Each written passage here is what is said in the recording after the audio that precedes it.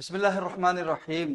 সম্মানিত দর্শক শ্রোতা, আজকে আমি আপনাদের সামনে আল ইমান বিল কুতুব, আসমানি কিতাব সমূহের প্রতি ঈমান, এই বিষয়ের উপরে কয়েকটি কথা আলোচনা করব ইনশাআল্লাহ। আমরা জানি যে ঈমানের অন্যতম একটি রুকন হচ্ছে, 6টি রুকনের মধ্যে একটি হচ্ছে আসমানি কিতাব সমূহের প্রতি ঈমান। আল্লাহ সুবহানাহু ওয়া তাআলা আদম সন্তানকে দুনিয়াতে পাঠিয়ে তাদেরকে হেদায়েতের জন্য কোনো গাইড বুক দিবেন না, এটা হয় না।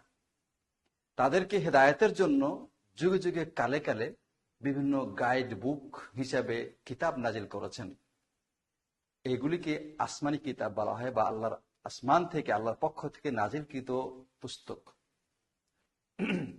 এই কিতাবগুলো কিভাবে মানুষের জীবন চলবে, কিভাবে মানুষ তাদের দুনিয়াবী জীবন, পরকালীন জীবন, ইবাদতের জীবন পরিচালনা করবে, তার নির্ধারিত নিয়ম কানুন সেখানে লেখা আছে।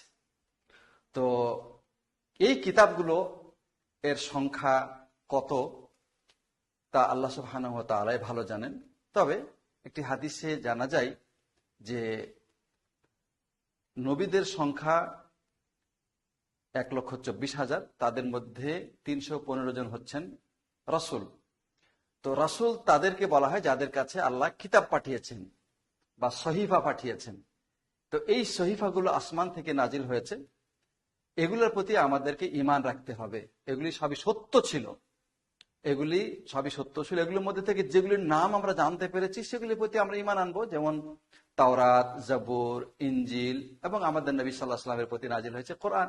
তাওরাত নাজিল ছিল মূসা আলাইহিস সালামের প্রতি, জাবুর দাউদ আলাইহিস সালামের প্রতি, তারপরে ইনজিল হচ্ছে ঈসা আলাইহিস সালামের প্রতি, এবং কোরআন মুহাম্মদ সাল্লাল্লাহু আলাইহি ওয়াসাল্লামের প্রতি।